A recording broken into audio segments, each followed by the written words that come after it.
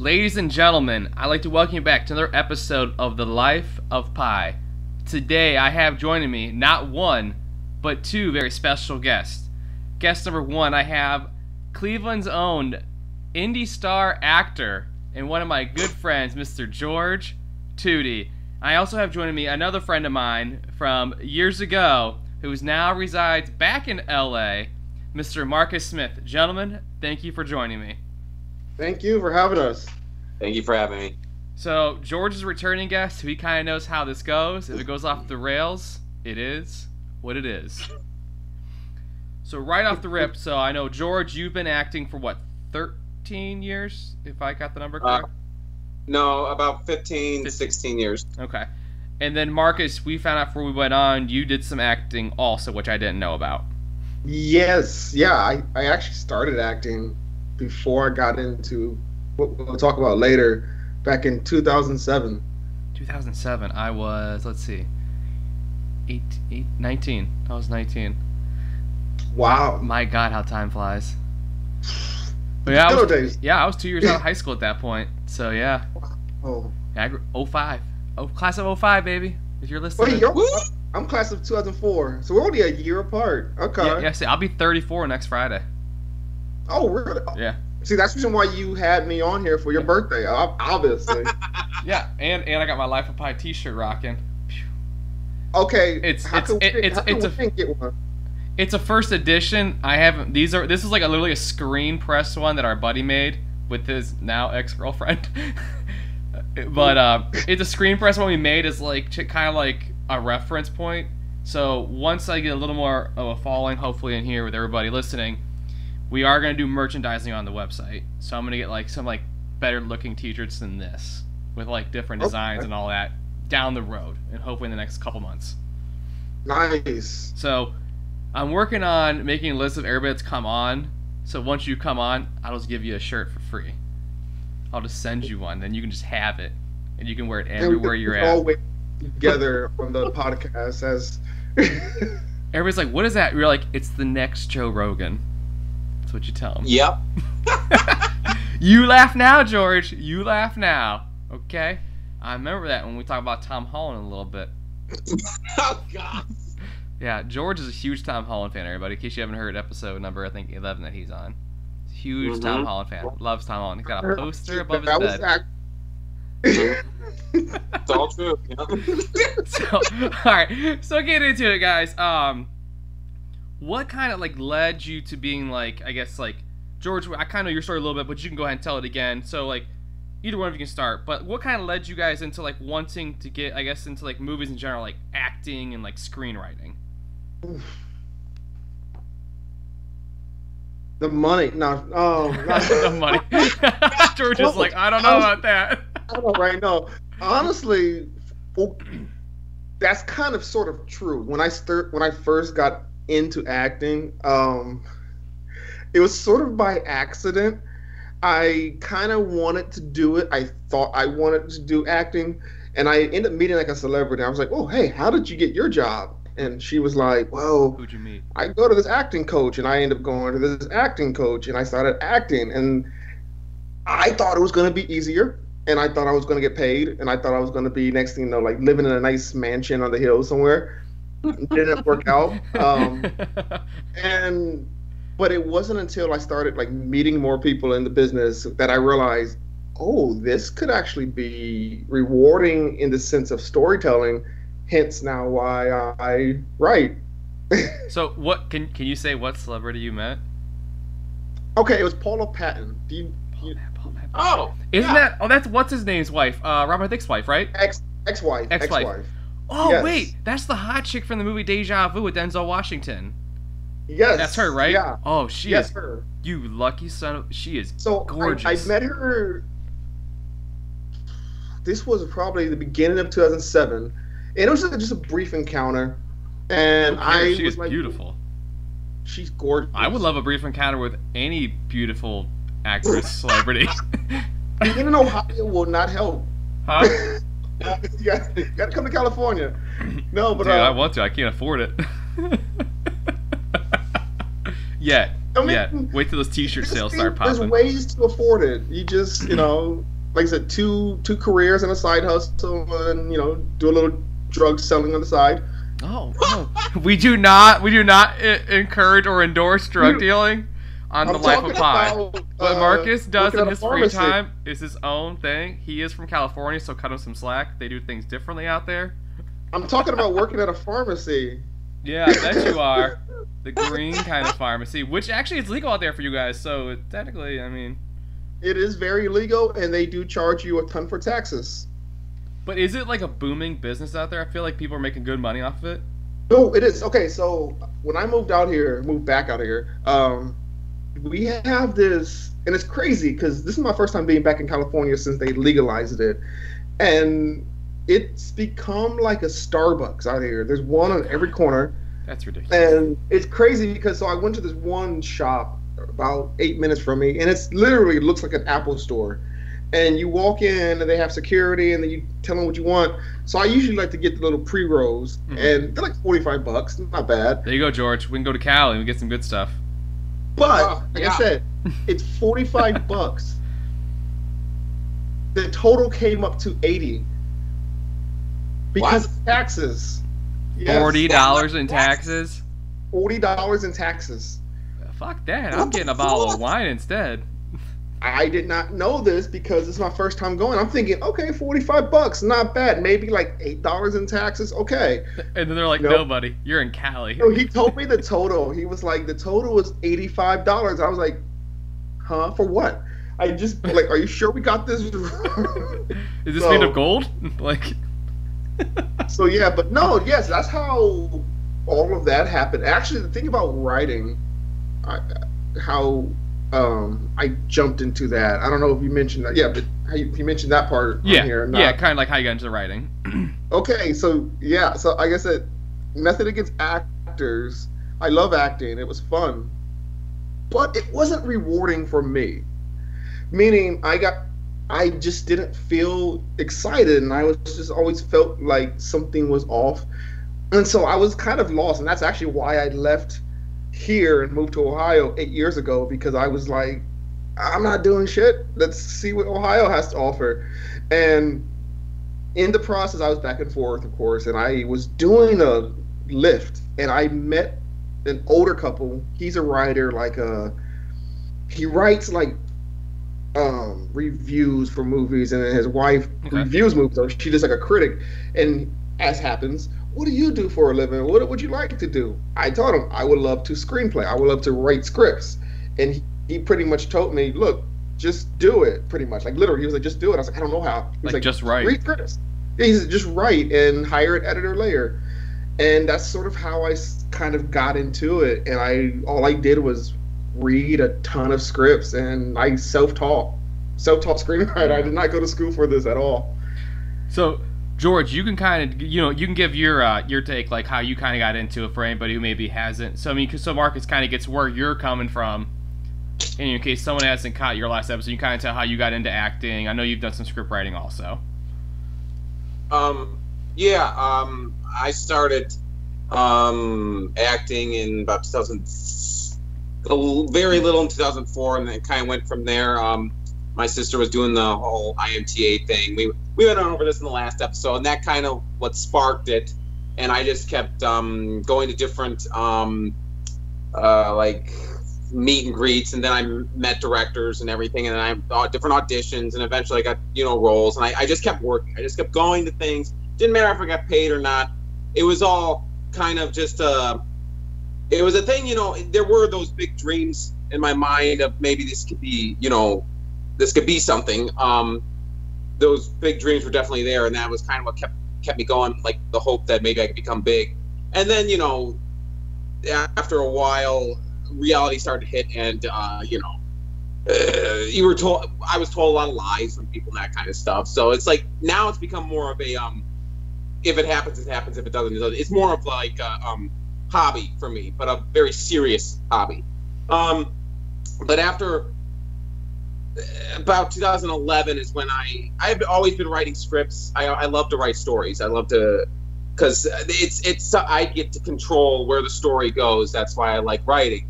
And 2011, a guy named Johnny Woo asked me to write a script for a Superman short film, and that was the first thing I wrote that actually got made into a film.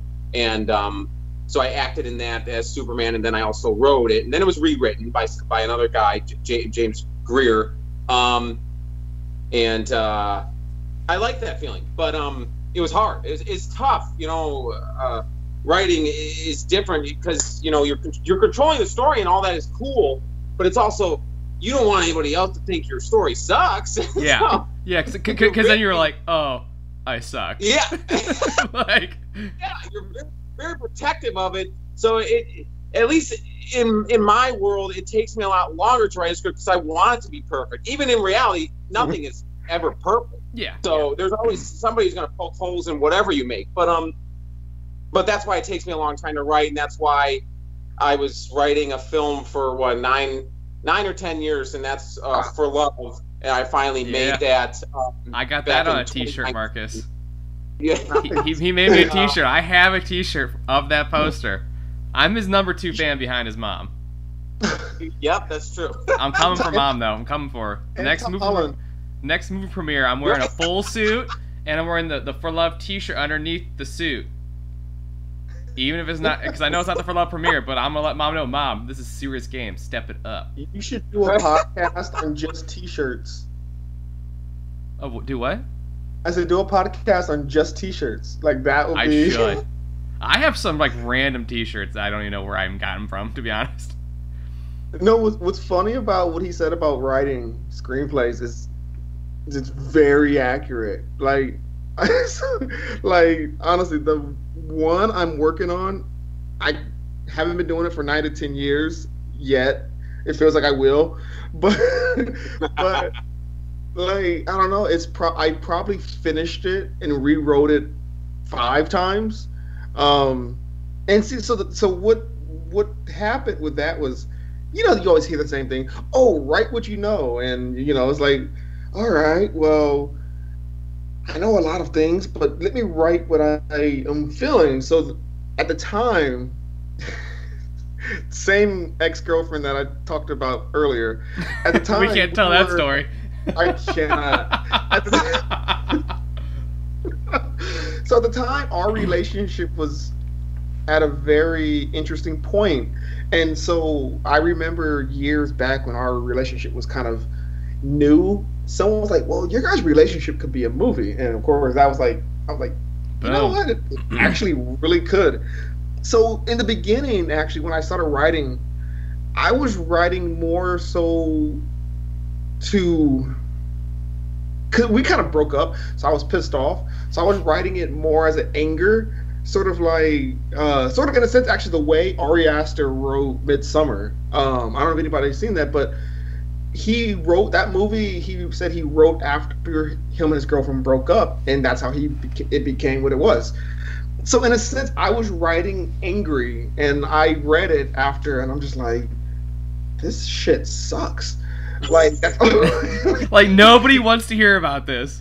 Yeah, no, honestly, because I let one of my friends read it, and he was like, "It feels like I'm reading your journal."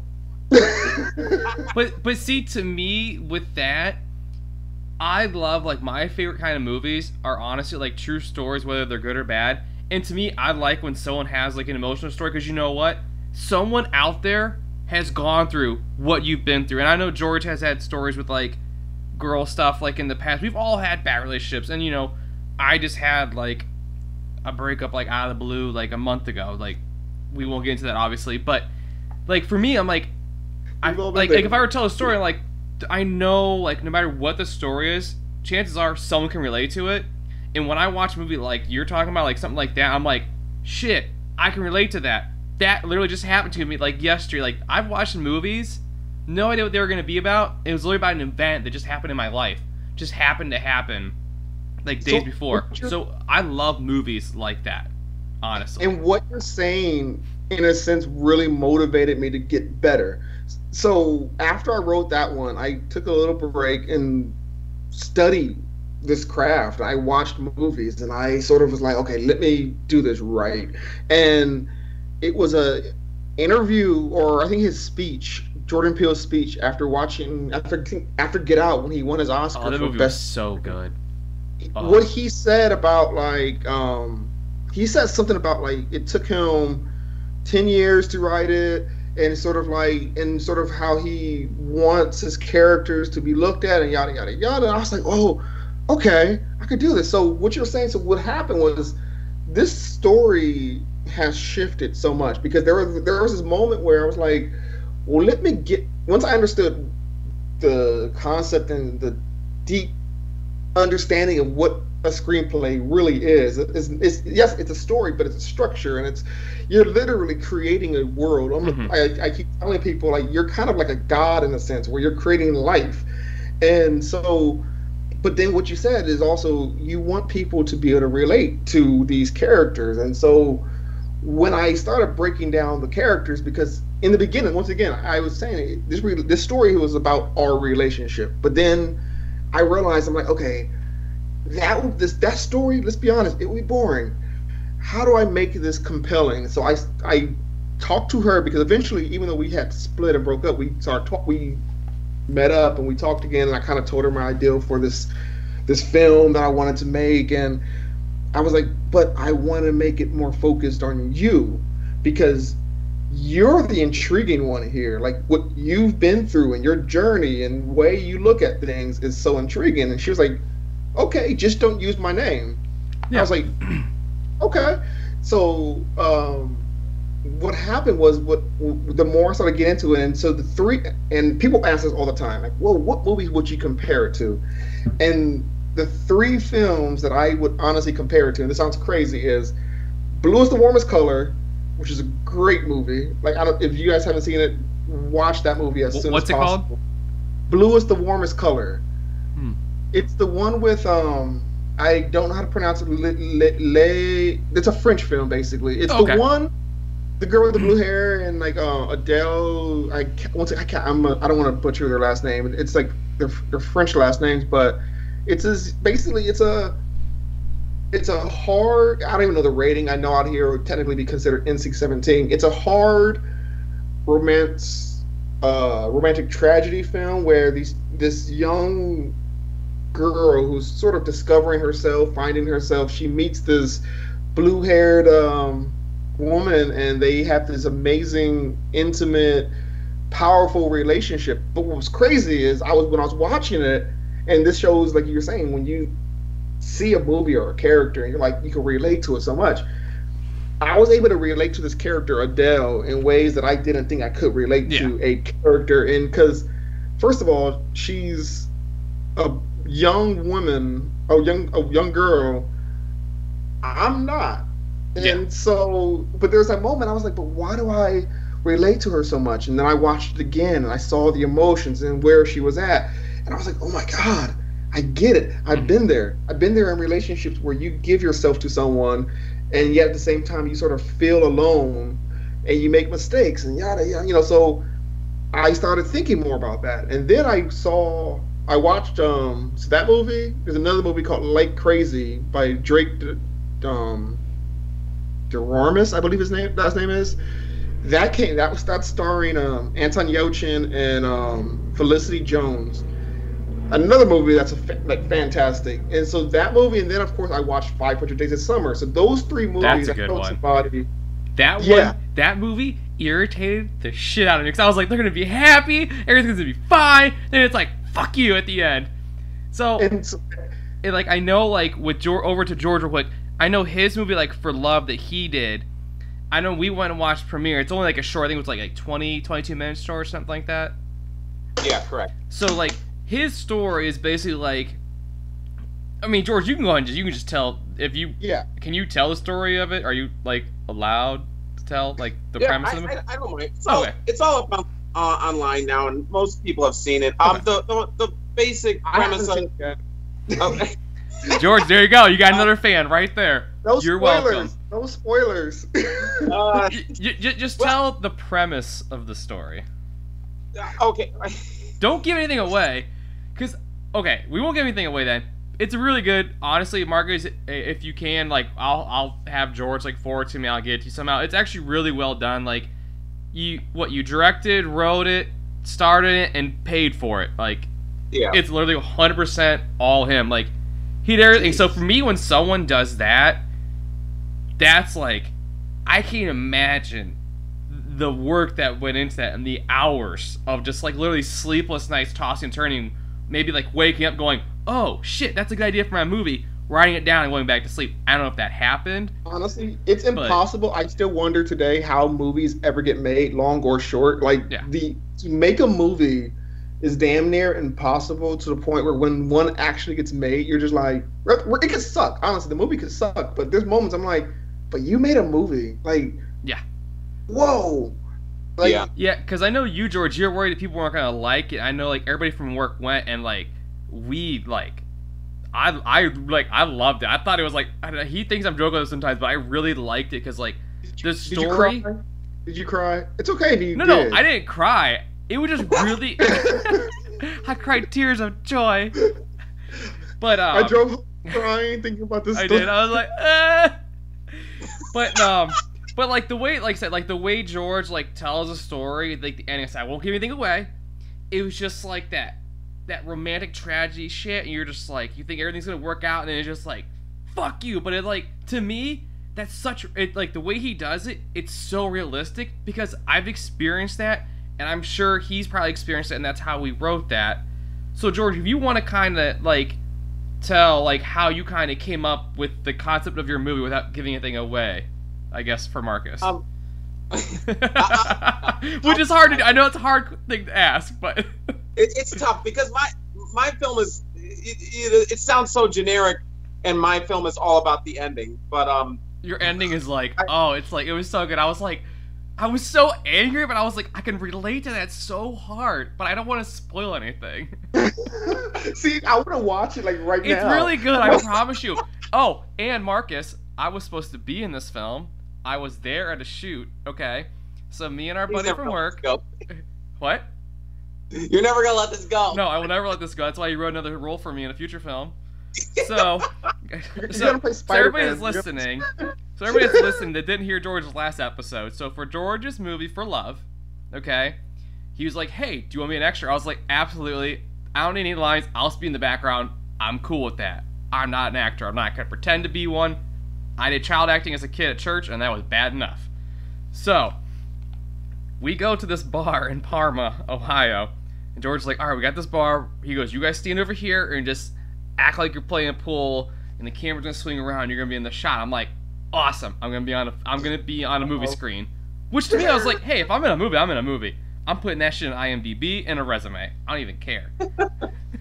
So we're there for like 4 hours, Marcus. Like 4 hours, okay? Which is cool. I was like, to me, the whole filming process, like being on a film set, just fascinates me to like no end. I could literally sit there and watch people make movies and movie sets, shoot scenes over and over again. I don't care. Like the whole movie process just like blows my mind basically.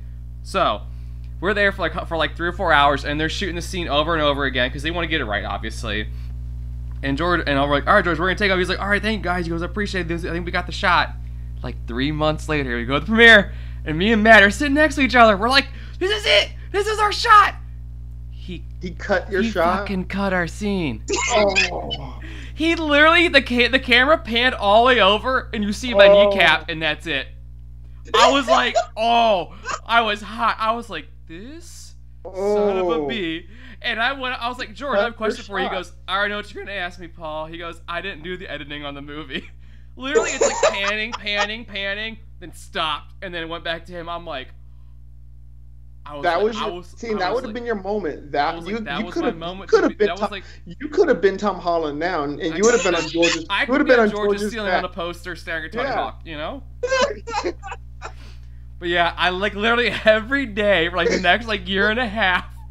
I was like, yeah, like kind of like that one time I was in your movie, George. Oh wait, you cut my scene. So George wrote the fact that you guys are still friends is that's a love story itself. Yeah. I give him crap. I'm like, it is what it is. I don't care. It's like I'd give him crap because I can. Because it's funny because he actually wrote me a role into his next movie just because I gave him so much shit. I was like, hey, I don't need any lines. I'll just stand there. I just want to be on screen. Like, I don't care. So George, so Yeah. you directed it as well? Yes.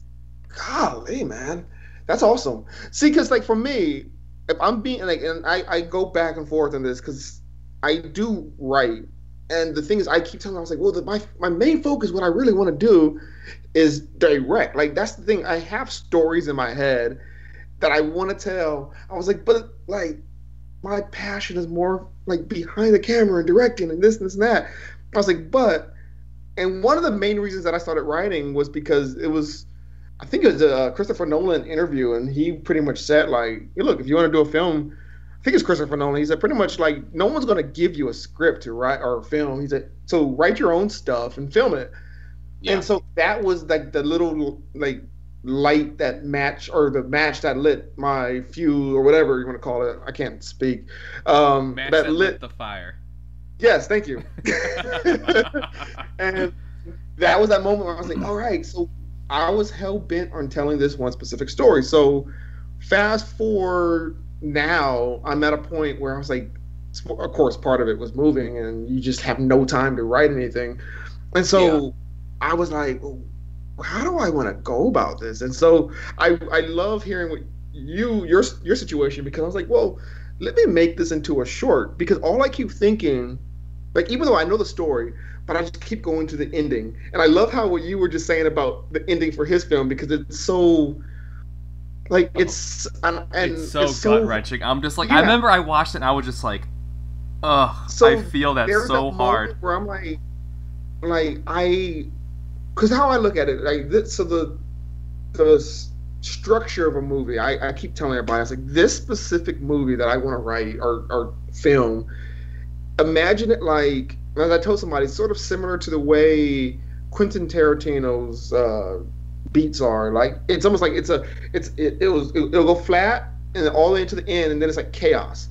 And I was like, but that's what I really want to do with this one. I was like, because what I want to do really is show these two characters falling for each other, and then ripping your heart out at the end when you see what happens. Don't do it. And to that's me, my man. entire goal here, because I want people to understand. And the reason why I say that, and this is sort of like the idea of the story, is focusing more on her character, because you will then understand why it happened the way it happened, because of what she went through, and you're not going to truly get to know what she went through until the last like 15 minutes.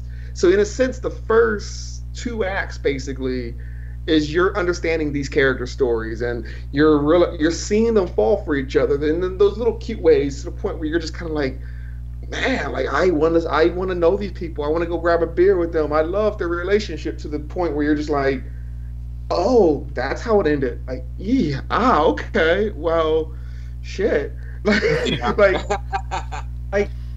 I told them, and so, but the thing is, though, what I was thinking about doing to sort of alleviate the mental pressure that's going on in my head of writing an entire feature film, I was like, well, let me do a short, film that, because honestly, my goal, I would love to have someone else, in a sense, write it, and I just direct it, because, like, I think that would be, especially if you could partner with them or even co-write with them. And yes, I'm hinting at someone that's on this podcast here.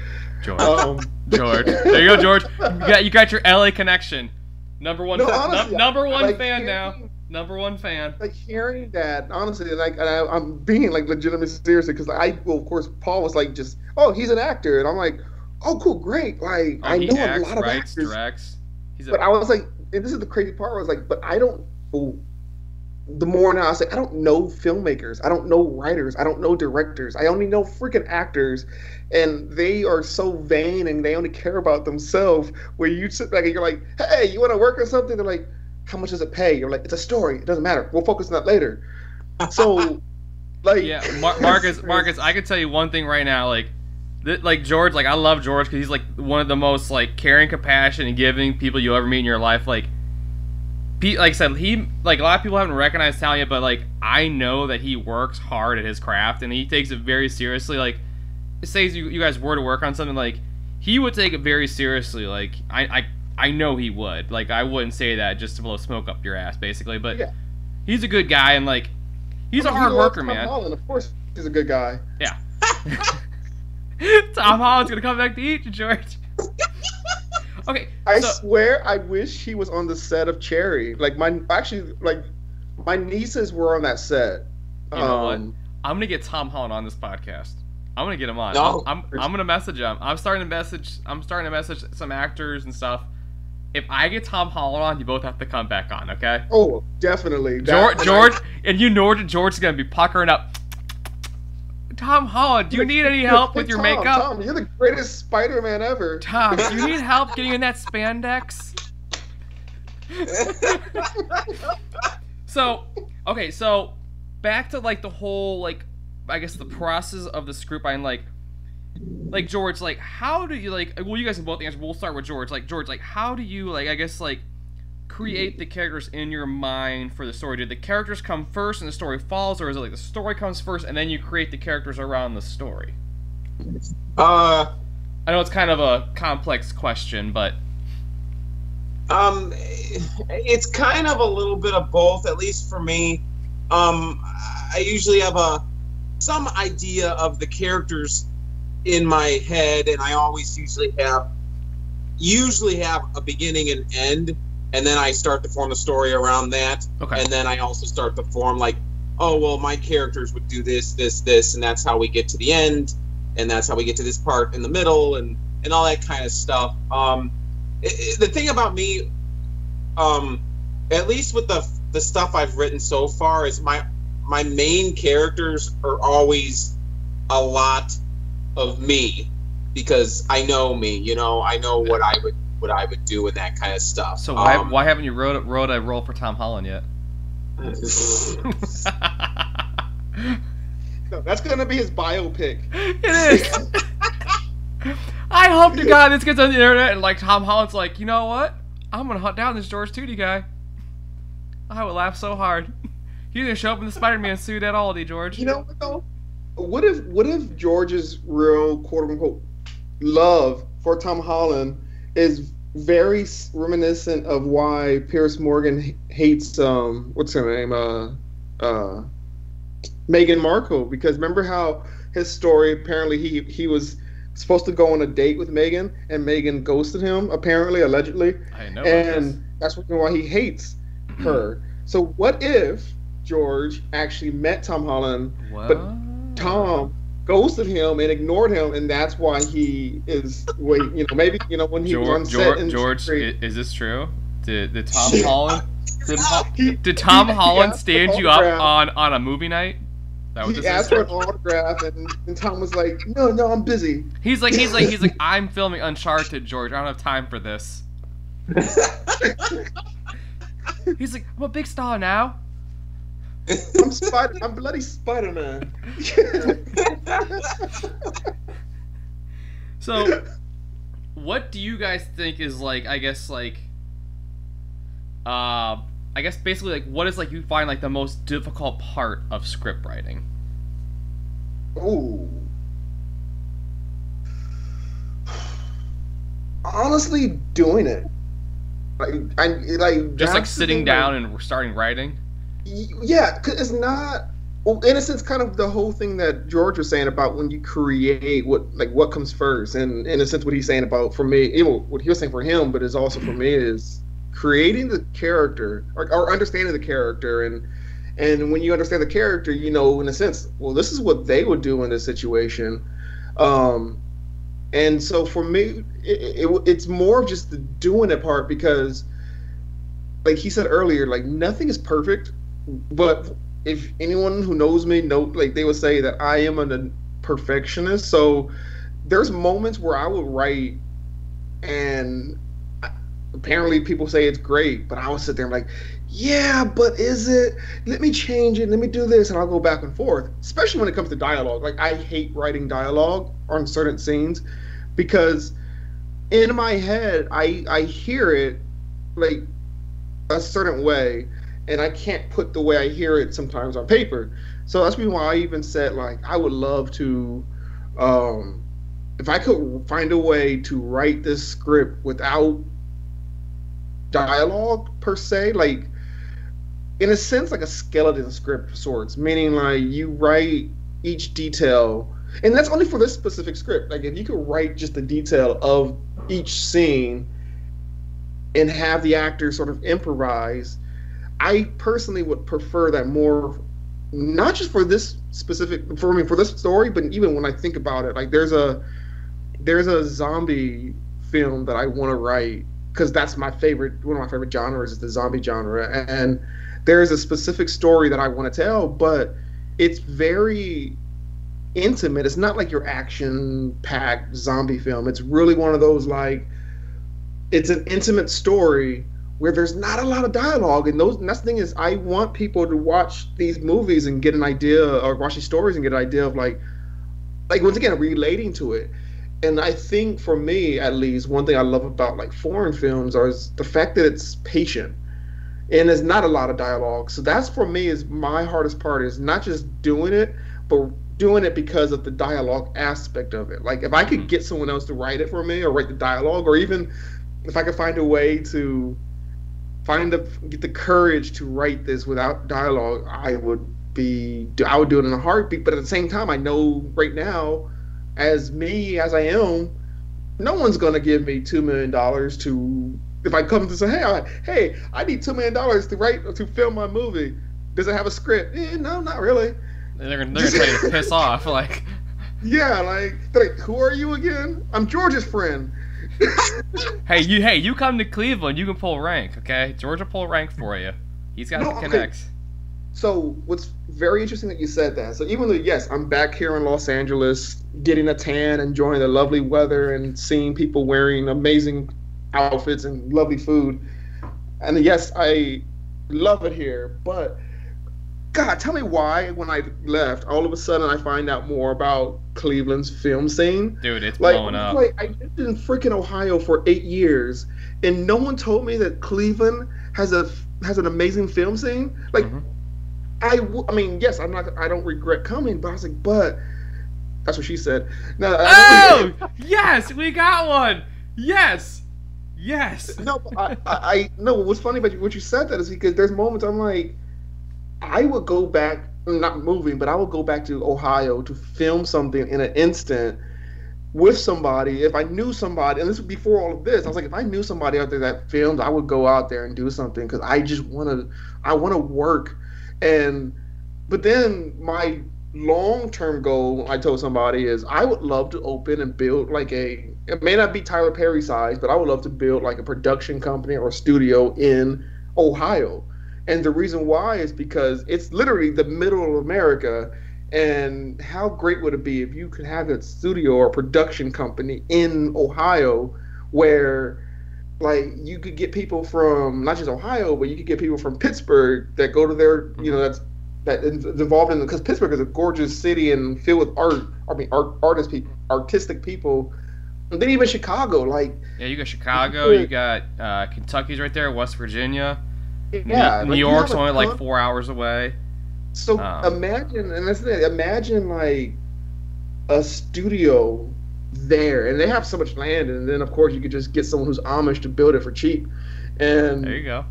And I was just like, that is something I would totally do because I mean, if anybody gets it, I get how difficult Los Angeles is to navigate for young people to come out here from anywhere out, over there in the East Coast, Midwest, where they're like, I want to move to LA to be an actor or get in movies. And, to sort of tell somebody, if I would have known, like, if that existed 8 years ago, like, can't imagine, like, if something like that existed in Ohio now, how many people could save money by not having to pay thousands of dollars for a place in LA, and they could just stay in their area and get the same sort of notoriety and success.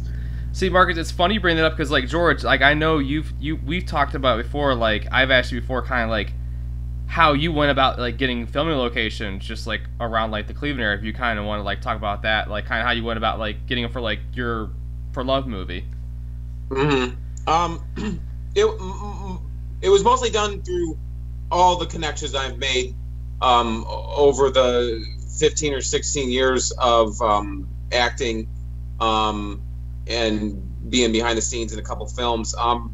Basically just me going to all the people who kind of taught me growing up and asking them how what's a good place for this, and then it was a little bit of me just doing some research on other people who have land and that kind of stuff, and asking friends if I could use their places, and it also helps if you offer to pay people money. So yeah, but you're not paying like an astronomical. They're not asking for an astronomical amount.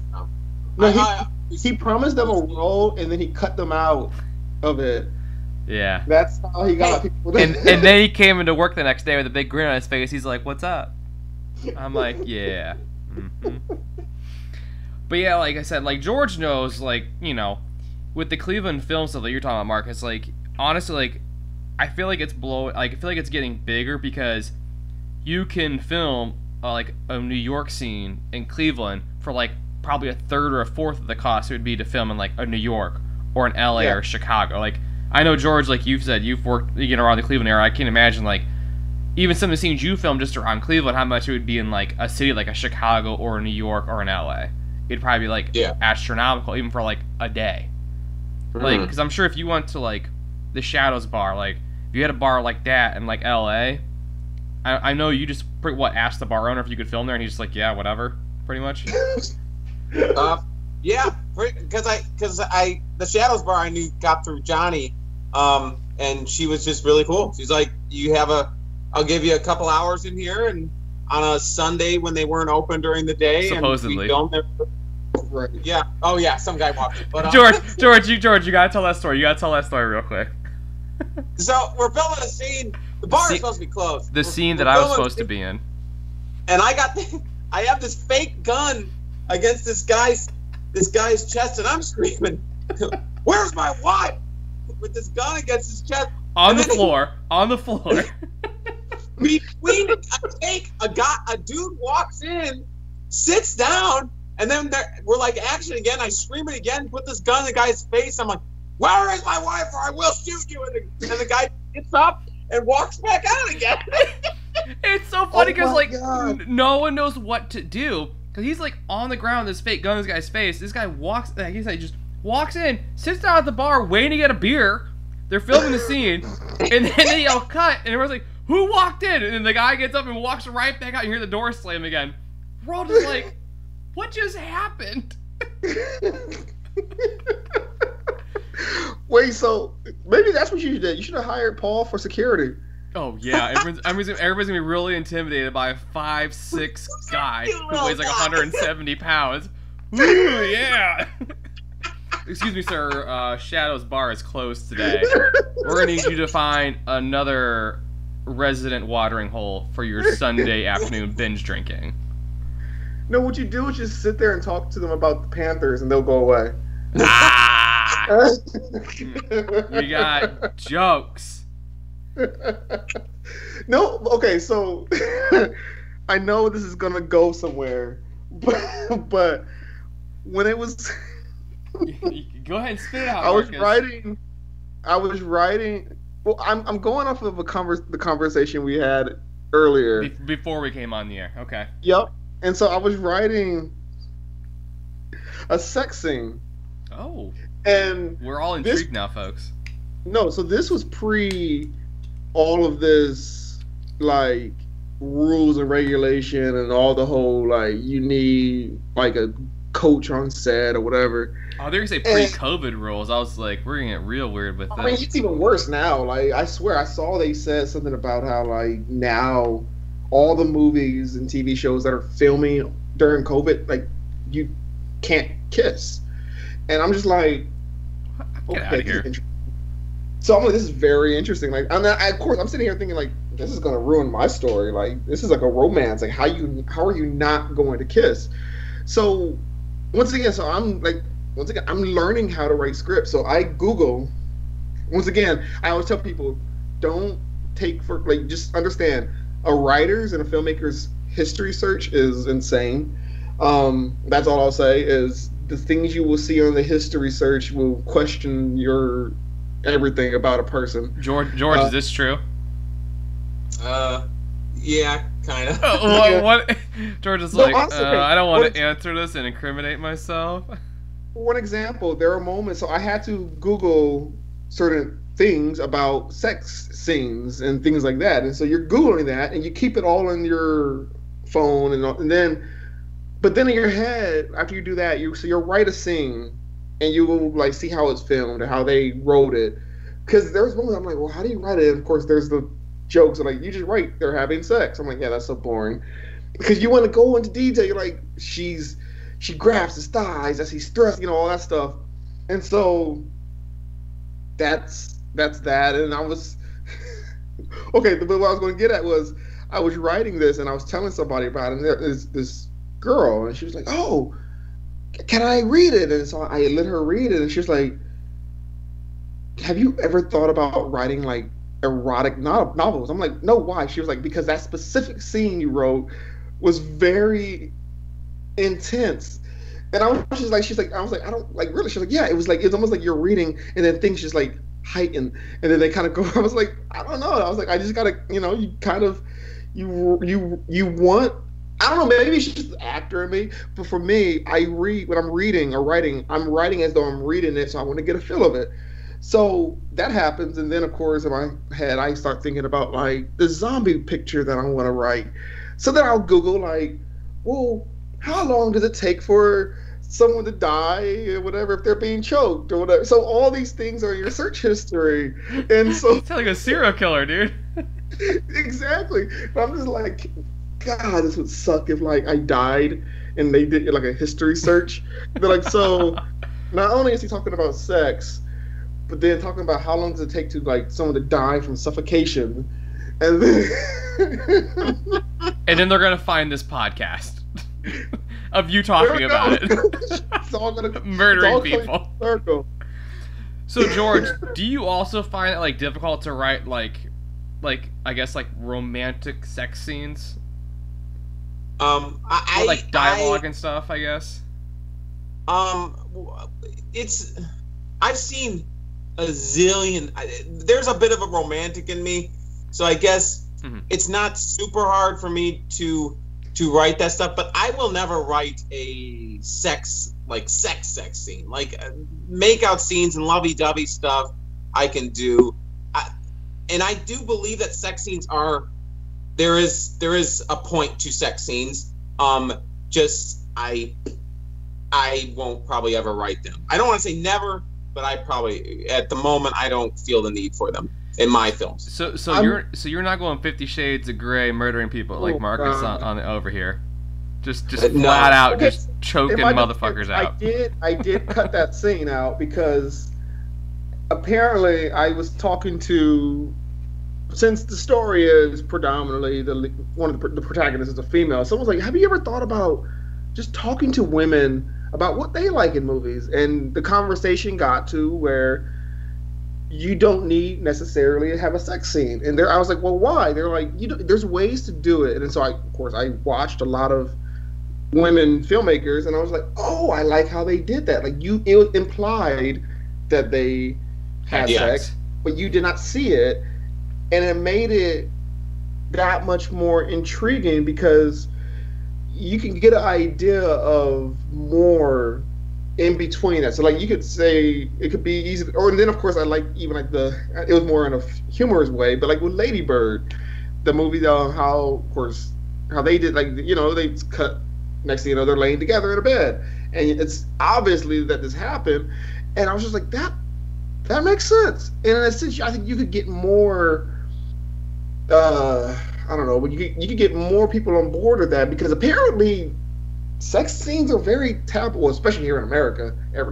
It's a very taboo topic because, like, well, is it necessary type thing? I'm like, y'all need to watch these foreign films because these French films don't care. Oh no, they go after it. They will put in a sex scene pornos for no reason. Like they'll be out to dinner talking about like the garlic bread, and the next thing you know, it's a quick cut scene to them in bed. Like, just that's some good garlic bread. No, and like those next thing is like a cut scene to them like in bed, just like blowing each other's brains out, and then they are like, the next thing you know, they're like on the beach smoking a cigarette, and you're just like, oh, that was How did we get here?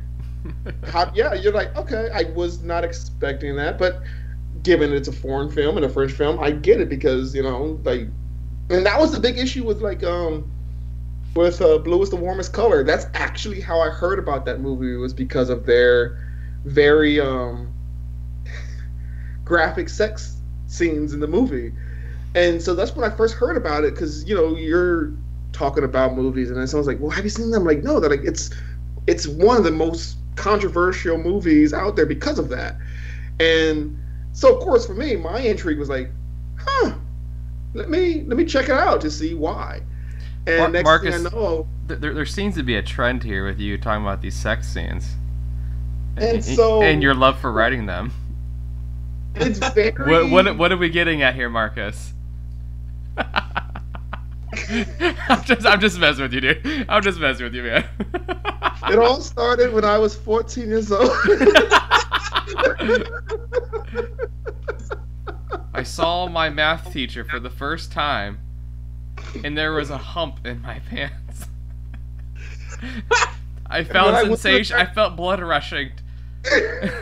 My heart started pounding. I rushed out the classroom immediately and darted toward the nursing office and asked, "What is this?" But the part you skipped was I rushed out of the classroom, and then I ran into Susie, my crush, with a full-blown erection. There's a scene right there for you. That's a high school romantic comedy right there. Or that would be that's a really neat meet cute. Exactly. A guy stabs his high school crush with an erection? Yes. I've never seen it done before. It hasn't been done before. Okay, so I gotta pull this up. So there's this Facebook group I'm a part of screenwriters. So we just this is about a year ago. And I was just kind of asking questions like, what are some interesting ways to have meet cutes in a movie or whatever? And they said, I hope I could find it, but the way they described the scene and the way they meet was honestly brilliant, and I want to do it like that way, because he said that pretty much it starts off in like a Planned Parenthood clinic type where they're both there being tested for STDs, and that's how they meet. And they go and they start a conversation because they're both there. They kind of find out that they're there to get tested for the same thing, and then they decide to go on a date, and it becomes like a romance movie. And I was just kind of like, but the way they described the scene was so genius, and like they were like kind of sense like, oh well, what are you in for, and all that stuff. And I was just like, this is amazing. Like I love talking to writers because, and apparently look at you, Paul, creating scenes. Like maybe you're a hidden writer. And I just came up with the scene right now, honestly, and this is for George. I just came up with a scene for George. So we can do a meet cute, okay, with Tobey Maguire and Tom Holland. But what we can do is it's a meet cute bromance in a Spider-Man movie where Tobey Maguire runs into Tom Holland in the Spider-Man costume. Oh. And Andrew Garfield's Tobey Maguire's brother, who's also there. Boom, you got all three. Isn't that the plot of Spider-Man No Way Home? It might be. I don't know. You know, the rumors. We'll throw Tom Hardy's Venom in there too, just to fuck some stuff up. No, honestly, okay. I think and then that's we'll make George the newspaper photographer, and then we'll cut his scene. But basically, we're gonna focus on Tom Holland. Is what we're gonna do. Yeah, just like there's no cut scenes to like Tobey Maguire talking at all. Like whenever he is talking, the camera is just focused on Holland. But the best part's gonna be is that George is gonna be taking photos with Spider-Man, who is Tom Holland. He's been wearing like a trench coat with a I Love Tom Holland T-shirt. We need to write this scene and make sure George is cast in this specific role. He needs to be the newspaper director for this scene. Mm-hmm. Yeah. And then, like, his only line of dialogue is, "I love Tom Holland," and just that. Or I could be like, I bet Tom Holland has a big dick. Yeah. Oh shit. It's going off the rails. Everybody listening to this right now is probably like, why do they keep talking about Tom Holland? But you know what? I'm having fun. You guys are having fun. So whatever. It's my show. We do what we want. We're gonna edit this out. Oh no. This is going up on YouTube tonight. This is unedited tonight on YouTube. Be sure to tag Tom Holland. Like. I'm serious. I am so serious. Tom Holland or any Tom Holland representatives, if you hear this, we are a small market podcast. We're growing. I would love to have you on. Please holler at me. Check out the website, lifeofpi.org, all lowercase, and email me there. There's our plug. and if he is listening, we do love you, Tom Holland. Oh, you I like Tom Holland. I think actor. he's good. I still need to see Cherry. I heard Cherry's pretty good. Cherry is geniusly good. I really loved it, and it didn't get any nominations for awards, which bumped me out because I think it should have. Apparently they said it didn't because it was released too late to be for this year's awards, and then released too early for next year, so it was just released. Yeah. So we're gonna go a little off topic because you know what? Me and George didn't get a chance to get into this last time, and Marcus. Now we talked about this before we went on. We're gonna talk about DC and Marvel movies. So George, okay, George, I know it's your specialty, so I don't really need the notes for it. I'm just gonna let you know.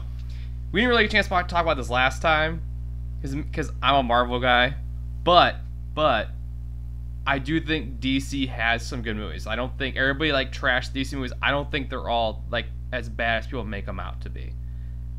I think people trash DC movies because they think it's cool to trash DC movies. Yeah. See, he gets it. No. Hey, I'm not arguing with you.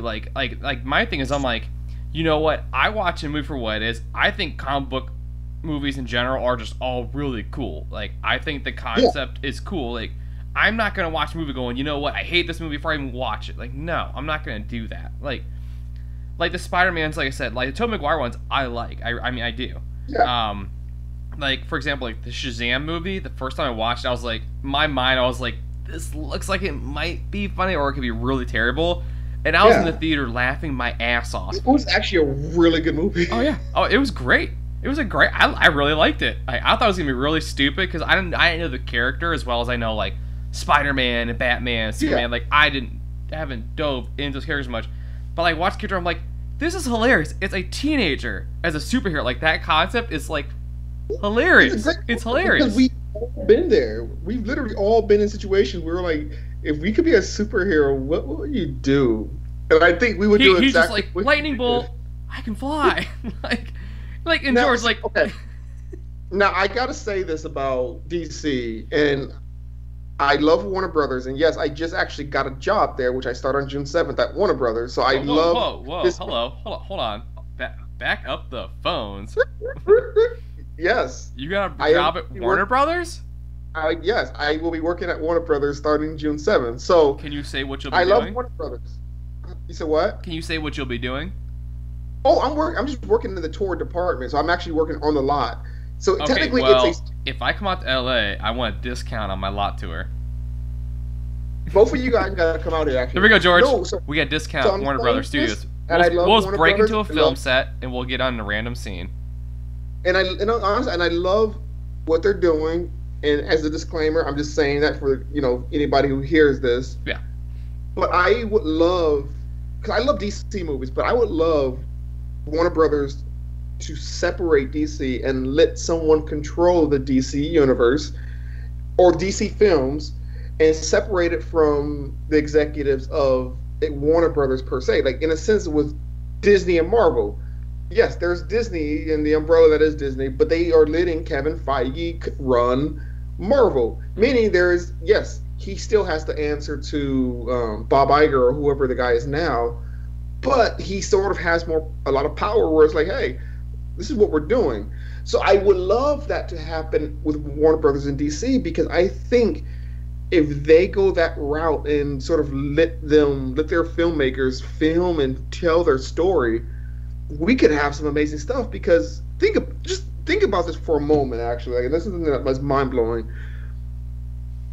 Captain America and Iron Man are more popular and liked superheroes than Batman and Superman. Like, think about that. That's which is weird because like growing up, like Batman and Superman, those are like the two big ones as a kid. I know George, like you're a big Superman guy, like, and you know Superman was the guy who was from Cleveland who created Superman, correct? Yep. Yes. And so like they even have like a Superman statue at the freaking airport. So it's like for me growing up, I was like, I'm still like, I love the Marvel movies, but like my favorite superhero is still Batman. Like Oh yeah. like they can make 100 Batman movies, I might be like, there's too many, but you know what? They're gonna get my money because it's freaking Batman, and I think because it's a dude with no superpowers, literally just beating the shit out of people, and I love that. Like honestly, like, and Henry Cavill is an amazing Superman. Like I still, for the life of me, will not understand how there is not a sequel to Man of Steel. I joke about it now and say like, now that I'm working with Warner Brothers, my goal is to stay there long enough and move on up and run the studio one day or run the department and make movies and make DC movies and whatever. Because see, I have my moments of thinking like, well, what would I do? How would I create a universe of Marvel, or not Marvel movies, of DC movies? And I think the problem that DC did was they tried to jump the gun and catch up to Marvel instead of just being patient and waiting it out. See, like what they did by starting off with Man of Steel was genius. I loved it, but they should have built a universe. Like you're calling it the DCEU, but you didn't create a universe. You sort of was like, here's Man Superman. Steel, like here's our big gun. Batman, and they don't like each other. Oh, and now we have Wonder Woman. Oh, now we have Justice League. You're just like, wait, hold on, what? Like, when did this, you're just kind of like, it felt like a rushed relationship. And you're just like, hey, I know we've been on 2 dates, but we should get married. Like, that's what it felt like. Mm-hmm. You're just like, wait, no, I think this is happening all too fast. Like, Marvel did it. They did it in a way where you're just kind of like, you cared for these characters because you got a chance to know them before they decided to team up. So when they teamed up and they had their little beef and their riffs, you got it because you're like, yeah, like I get it. I know why they don't like each other because I know what Steve Rogers thinks. I know what Tony Stark thinks. So I get why they don't, and we just didn't get that with DC, and I'm really bummed because the stories are so rich. In my thing is, I feel like DC, like I feel like they can still save it because like I feel like there's still like hundreds of characters that they can dive into. Like Marvel's doing like all the side characters. Like I said, you have like 4 or 5 really good ones. Like the Green Lantern storyline, again, Superman, Batman, Wonder Woman, like those, like the Flash, like the Flash was like as a child, like the Flash, that was like my guy, and so like I feel like the Flash movie they're coming out with, I'm like super pumped about. Like I will be their opening night in probably a Flash onesie. I don't even care, especially after his role in the Zack Snyder Justice League. Yes, George, what did you think about the difference between the old one and then the new one? Oh, I thought it was night and day. Like I even made a comment on Facebook. I felt like there was like a conspiracy.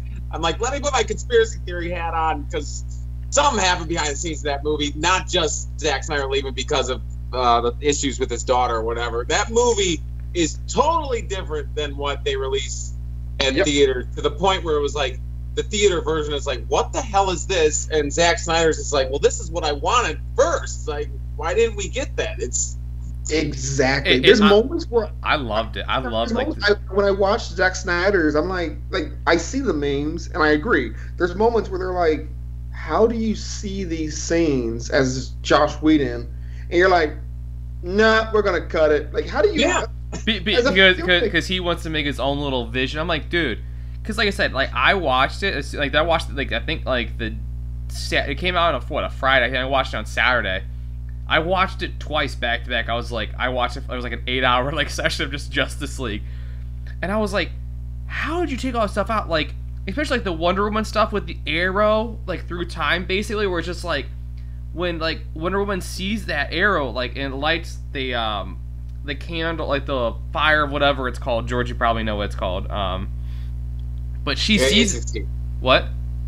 It escapes my mind at the moment. Just keep But going. but you know what I'm talking about. So like she sees that arrow, and all of a sudden like she knows like shit's hitting the fan, like, and they just like cut that out. Like the whole like first like 10-15 minutes of the Wonder Woman stuff where they're over, you know, on the island with all the Wonder Woman, all you know, those chicks, like they call that stuff out, and like Steppenwolf, you know, coming in stealing the box and all that, like they cut half that out. And like to me I was like, that was some of the best like stuff they had in the movie. I was like, this is like, I had my speakers up, I was like right off the rip, I was like intrigued. Like a minute in, like the music was awesome, the fight scenes were amazing, and it's like as soon as like the fire scene, I was like, oh shit, they lit the candle, and it's like boom. 4 hours.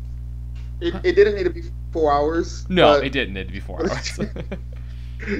Like, you know, like I think I get it. It's the director's cut. So he's like, I'm putting everything in this. Oh, you might as well. But, like, I mean, but the thing is, honestly, and I mean this when I say it, the Flash sequence when he reversed time was probably the best comic book scene moment ever in any movie I've ever seen. Oh, it was like, awesome. That's even an exaggeration. Like that moment was just like, I felt an emotional reaction that I was just kind of like, why do I feel this way watching this scene? Like it shouldn't.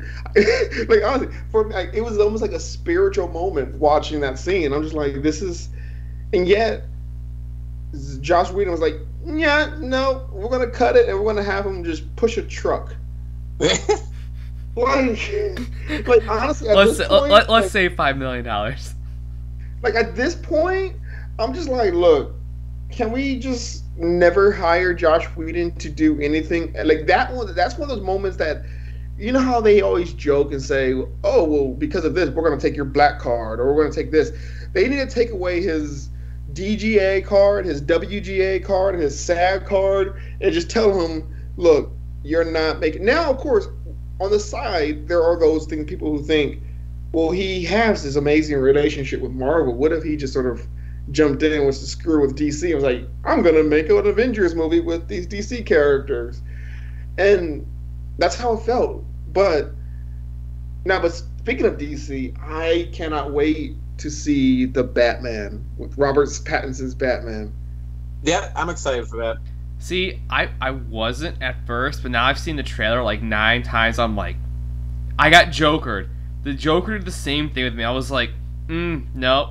Because in my mind, I was like, Heath Ledger is like, and like Jack Nicholson. Like, there's been, and that's one thing that I feel like DC has done.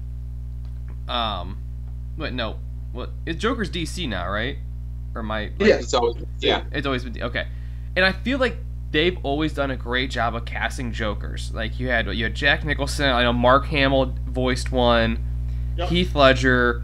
I forget the name of the guy who did the original Joker back in like the Adam West days. But like Jared Leto, I can like, it depends what version you get of him, I guess. But like, yeah, I've always loved the Joker character. Zack Snyder version. Zack Snyder's version is amazing. Yeah, like that end scene I thought was really freaking cool. Cause it's like, I'm like, cause you see him in the trailer, you're like, cause I'm waiting and I'm waiting and I'm waiting. I'm like, well, where the hell is the Joker? Like I was like getting pissed. I was like, don't tell me it's gonna get cut. Like, I was like, if they cut this scene like George cut mine, I'm gonna be really, really mad. And then like I loved it because Batman's like, I'm gonna kill you. He goes, well, perhaps you will, maybe you won't. And I'm just like, it's just like that Joker. The Batman's like, I need you, but I hate your guts, and I love that relationship for them in that scene. And I'm a little pissed off because I think they will try to find a way to restore it, because when you hear that Justice League, is it 2 or 3, was literally supposed to be just the Nightmare, based on the Nightmare scene. 2, like, 2.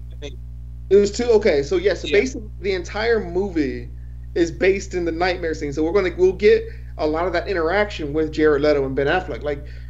But hopefully now that there's a few changeovers at Warner Brothers, most recently with the with what they're doing with Discovery and all, and AT&T, hopefully there's somebody that's in there and they're like, you know what, let's restore the Snyderverse, and because that was a good movie. Yeah, I'm sorry. No, go ahead. that's the one thing I'll give Marvel is like even when they don't when their movies early on weren't like big hits. They weren't bad, but they weren't big hits. They still let them try to bring it back around. Like Thor, I love Thor, but like the second one wasn't that great. But then they were able to bring it back around with like Ragnarok, and it's like WB doesn't seem to want to didn't want to let Zack Snyder, like people didn't like Batman vs Superman. I from what I've heard as much, and it's like, well, let's change things. We change things, and they want to get their hands in there, I think, a little too much. They don't want to let him like really just finish out that vision, and maybe there was something there. I believe that a lot of it is ego. You have people who want to take credit for it, and it's like, no, look. If it's Zack Snyder, if it's literally all Zack Snyder, give him the credit. People are giving you guys money, like, that's my thing. Like the studios jump in, it's like you see like basically the feedback you got from the Snyder Cut on HBO Max. Everybody was like raving, like, this is freaking awesome. Yeah. If I see that much feedback from tens of hundreds of millions of people that are like diehard DC fans, like George and stuff, like people like that are like, this is what you need. This is what you need to do, to compete with Marvel. Essentially, I guess is the best way to put it. It's like this is a great start, a jumping off point. I'm like, let this guy have the reins, give him the money, shut up. Because he hasn't screwed it up yet. Has he done more than one DC movie? Or am I blanking? He did Man of Steel. Which was awesome. He did Batman vs. See, the thing about Batman vs. Superman, once again, similar situation. It was good, but it could have been better if the studio didn't meddle with the story. Yeah, that's the thing. Like, you have 3 good products, and the studio botched. Or tried to, I guess. Like, You see what he's doing with it. It's like, let him do it. Like, that's why he's a director. This is his job. You are paying him to direct. Let him direct. Then he did Watchmen. Huh? People say Watchmen was good. I like Watchmen. The TV show? The movie. No. Oh, the movie. Yeah. No, it was really good. It was different because I didn't know again, I didn't know the characters that well. But I watched. Yeah. Huh? I didn't know the characters at all until the movie. Yeah, I watched it and I was like, oh, this is like it was like a different kind of superhero movie. I was like, I didn't hate it. I was like, this is different. It was like a Sin City kind of thing. I was like, I don't hate it, but I like it because it's different. Zack Snyder did also. Yeah. Did he really? Yeah. Oh, okay. I didn't know that. Okay. But yeah, like Sin City. He did 300. But he did 300 is awesome too. Honestly, I wish. Okay, keeping on the same genre as superhero movies. The Invincible on Amazon. Mm-hmm. That I love because that shows, look, if there are these super powered beings living on Earth, there's gonna be a bloody mess every single time they fight. And I love the realism behind it because, of course, I get you have to sell tickets to kids, but let's be honest, there's times where I'm watching, like, in my head, I'm watching Iron Man punch the shit out of people, and I'm like, that dude's head will fall off. Oh yeah. I mean, like that's what I loved about like Zack Snyder's Justice League because Wonder Woman is a goddess, whatever, and when she was fighting those guys in the museum, whatever, like. Their heads splattered when she threw them against walls, which was so awesome. The way they did that was so cool. The heads are just exploding. I was like, oh. I get it because like she's powerful and we're human. Like if Wonder Woman kicked me, I'm not living. Oh, you're going through like 9 walls and your spinal cord snapping in about 18 places. Like that's realistic. And once again, yes, I get Marvel. They're gonna, even their comic books weren't really violent unless you look at like Carnage or Deadpool, which it is what it is. But like these are superpowers. They're overly powered. Like there's no way. Like I get it. Like I think with Marvel though, what they're doing to play it safe is they're just holding them accountable. Where like we know thousands of people died or will die or whatever, but they're not talking about it, like and they're just like hiding, like, well, you guys have power and we can't let you guys be free. So sign these accords because countries are mad at us. And you're like, but okay, I get it, but yeah, I don't know. That I would love if like Marvel got bold and was like, you know what, everything we're doing is rated R. Like, back to the Snyder Cut thing. I think George, like me and you talked about this when we were working together. Like the one scene that was honestly one of my favorite scenes. It's right when Superman comes back. They all go to the statue. And then, like, the Flash runs at him, and, like, Superman is just standing there, like, looking at him, like, I see you. And the Flash's eyes get real big, and he's just like, shit. And then Superman just hits him. I was like, that is so awesome, because, like, no matter how fast you are, you just see the pure strength and, like, the godlikeness of just Superman. Harry Cavill's character, he's just like, it's almost like that face, like, Are you serious? Like, you don't think I see you? And then they zoom into the Flash's eyes. Like, those camera shots were so awesome because his face is just like, oh shit, without actually saying it. Then he just goes boom and just like knocks him out. It's like, oh shit. That entire scene. It's awesome. Was ripped out of Injustice. The video. Like, well, see, that's what I loved about the way they did this. Was it felt very Injustice. Like even the way Superman fought Steppenwolf at the end of this one, I felt like I was watching someone playing Injustice. And I just kept seeing like the way his movements were and his kicks, and I'm like, okay. Now that will be, if they ever restore the Snyderverse, I would love to see an Injustice movie. That would be amazing. Who I want to see is not Steppenwolf, but who's the other guy? Like the big bad. I can't think of his name. Darkseid. I thought that character was amazing, and I'm so mad they cut him out of the first one, basically. Because I was like, he is so powerful and just like so mysterious, and like he's literally talking to Steppenwolf. He's like a piece of like metal. He's like screaming at him as a piece of metal, basically. And then like he comes out, gets his ass kicked by was it Superman? Beat his ass. George? Who's Steppenwolf? No, Darkseid. Who could like someone like whoops on him, then he goes into his portal again and disappears. Oh, in the beginning. Oh, no. I'm talking at the very end where he goes like you see into like his world, or is it Steppenwolf's getting his ass kicked, and then you see like Darkseid. Steppenwolf was getting his butt kicked, yeah. Okay, and then you kind of see like, and then Darkseid's like, well, I'm not going out there. Yeah. And I'm like, you pansy, go out there and face Superman. Go out there and face Superman with the black suit on. He's not scared. Well, honestly, and that's the thing, like, realistic, and I love how powerful Superman is. Like, everybody knows nothing could beat him. His flaws, the fact that he cares. And he's scared of kryptonite. Kryptonite. But that's the reason why Darkseid was like, yeah, I'm not going down there because, I would kick Aquaman's ass, I would kick Wonder Woman's ass, and Batman would just be gone in a minute. But Superman, he's got the Batarang. Like, there's moments where I'm like sitting there and like thinking to myself, like Batman is up there fighting gods and aliens and okay. And he's an old man too. He's not a young guy anymore. I will say Zack Snyder's cut made Batman more of a threat than the Joss Whedon. It was all about him being old and out of shape and his back hurting. I'm like, what the heck is this? Like, this is not the Batman I was promised. But no, honestly, he did this Batman justice. Like the Josh Whedon's was like, you're just like you know who Batman is, right? Like you read a comic. Like he said, he made him this old crippled guy who just dresses up as bat and like, oh, my shoulder. Oh, yeah.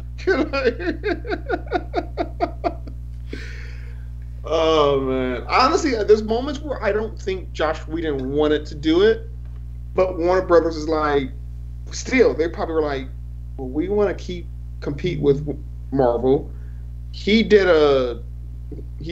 2 Marvel movies. Yeah. Josh Whedon, and Josh Whedon's like, wait, you're gonna pay me $25-30 million? Sure. I mean, be honest. If Warner Brothers came to me and was like, "Hey, look, so we know you love comic books.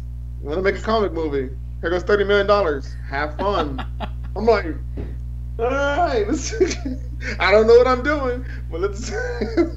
Okay, so kind of jumping back over to like just a couple more quick questions before we get off here.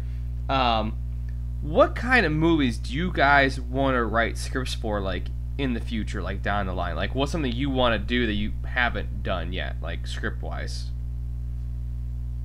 My whole thing is I write what I want to see. So, like, that's really kind of, so basically everything I want to write is something I would love to watch. So my biggest thing, even though I want to finish and do this romantic romantic drama, this zombie one is the one that's really intriguing. But outside of that, like, there's just stories that I read about or have heard about that I would love to see made into a movie. Like, I would, given that this is going to be put out there, I will save that conversation for more private because I don't want anyone else to get that idea. Because if they don't give your material away. Yeah, no, but there's at least about 8 stories that I would love to see turned into a movie, and yeah. George? The one that I'm writing that I wrote the role for you. That one's been something that I've been wanting to do. It's like a horror mixed with action, and I take a lot of inspiration from like video games and science fiction stuff and superheroes that I've grown up with. So it's kind of like an amalgamation of all that kind of stuff, and I've always wanted to do that. And then the other one is probably like a buddy cop, like Lethal Weapon type of deal. George, I got you. Oh yeah. I will be your Eddie Murphy. Wow, I butchered that name. Eddie Murphy. Or your Chris Tucker. I got you. Do you understand the words coming out of my mouth? You realize that he's gonna kill you in this horror movie that he wants to put you in like the first 5 minutes. I don't care. I'm on the screen though. Yeah, but it's gonna be like a stupid death where it's gonna be someone's gonna knock at the door and you're like, hey, that's probably my Uber driver. You're giving him ideas how to kill me, Marcus. This is not okay. It's funny because like we laughed about this at work about the role, and for like literally like till like I left like a couple months ago. So like for like 4 months, he's talking about this role he's writing for me. I thought it was a sequel to his For Love, and I was like, this is some dark twisted shit. Like, cause like he's talking about like going to hell and stuff, but that's all I'll say. And I'm like, why are we going to hell for a love story? I'm so confused. He's like, dude, it's not a For Love sequel. I was like, it's not? I was like, he's talking about me being like a henchman and hell and shit. I'm like, what is happening in this movie? He's like, dude, it's not a sequel. I was like, oh, my bad. Universe. It's not a sequel, but it's a Paul. So you're in the love one, even though you're cut out, but then you're in this one. So it's just a universe, and you're the same character in every. You just see my kneecap in every scene. So it's like your death scene, just to sort of rub it in, like you are in it, but you're not in it. So like we don't even see your face. It's just you walk into the door, and then it cuts to like seeing the killer looking at you, but we can't see your face. Oh, I'd be so mad, George. So I'm sure enough you could block my face out with a dude that's like 6'1". Okay, so speaking of universes, one thing I came to mind, and I wasn't high when I was thinking about it either. I would love to do like a universe that makes no sense. So like make a love story of these two characters. It's a beautiful movie. They fall in love. Then do it like another movie, but have the same characters in it, but make it like a horror movie. And like something happens. So like what crossed my mind was like, okay, so this movie ends, and then they just do another movie where your characters are in it, but they may not be the lead. So you are advertising it where it's like a horror movie, but then you find that those same characters, as the same actors, are in this one, but it's like a zombie movie. And then you find out like, oh, well, so-and-so got bit and she died. And it's like a continuing on, like it's like a whole universe of just movies with the same people. That's actually pretty cool. Yeah, it actually does. That's a really cool concept. Like that would be, But George, but guess what, Marcus? You just gave away your idea to George and me, so now I'm gonna steal it. So because you're on my show. See, hold on. What time is it? It's 7:19 p.m. I came up with this idea. He was. Well, it's 10:20 here, so I'm ahead of you. So it's mine. So it's like the NFT of podcasts. Yeah. So back to DC real quick. So Marcus and everybody else, maybe I told the story in the last podcast. George is gonna laugh when I tell the story. So the second time I watched Shazam was at George's apartment. Yeah, I know the story it is. So me and a couple of guys from work, we came over, played video games, went out. Karaoke didn't happen. We came back. We're drinking. And I'm like, all right, we're going to put in Shazam. George was like, sweet, I'll watch Shazam. I shit you not, Marcus. 7 minutes into the movie, George is like out cold. So me and the other guy didn't know what to do. We're just sitting there, we're like, oh, I guess we finished the 2-hour and 15-minute movie. So George is snoring. We're just watching Shazam in complete freaking silence at like midnight. And George, literally, the movie ended. And George is like, oh, he woke up. He's like, oh, I fell asleep. I'm like, yeah, 2 hours ago. We're like, well, we're going to go. He goes like, all right, have a good night. Marcus, he didn't remember us leaving. He doesn't remember saying goodbye to us the next day. He texted me. He goes, when did you guys leave? I'm like, dude, you said bye to us like 3 times. He didn't remember us leaving because he was like, literally like, you know, sleeping. Were you guys like, smoking the devil's lettuce? No, we didn't even have that many drinks either. I think he was like such like it's just like a pure exhaustion. It was like alcohol and like exhaustion mix. George's like, okay, bye. Just like wait. He like waved to us like twice. Like, see you later. Have a good night. Out. Drive home. I thought you were gonna say that when he woke up, he decided to watch the movie. We started over, guys. What are you doing? We're starting over. Like, George, it's 2 a.m. What are you doing? Oh man. It's kind of like the night, George, where we went and had Mogs after work. So we went and had margaritas after work one day. Oh. Yeah. So me and George have a lot of stories involving alcohol. That's basically the premise of this episode. For Marcus and everybody else to enjoy. By alcohol. So we went to a Mexican place close to where we work, and we're there for like 3 hours drinking margaritas. And I'm like, well, I'm cooking dinner for my girlfriend like at that point, like an hour, like 2 hours later. I'm like, okay, I got time, whatever. I was like, yeah. I was like, I have for a little bit. George is like, hey, do you want to go to the exchange? Well, not the exchange, GameStop. So I was like, yeah, let's talk to GameStop. So George goes skipping across the walkway, literally skipping to GameStop. Dude, we were in GameStop for 2 hours. The GameStop is like 300 square feet. We were in there for 2 hours. George's looking at every video game, every collectible, and I'm just like taking it all in. And he's debating whether or not to buy this like movie quality Ant-Man helmet, which is like $500. And like it was like the greatest night ever.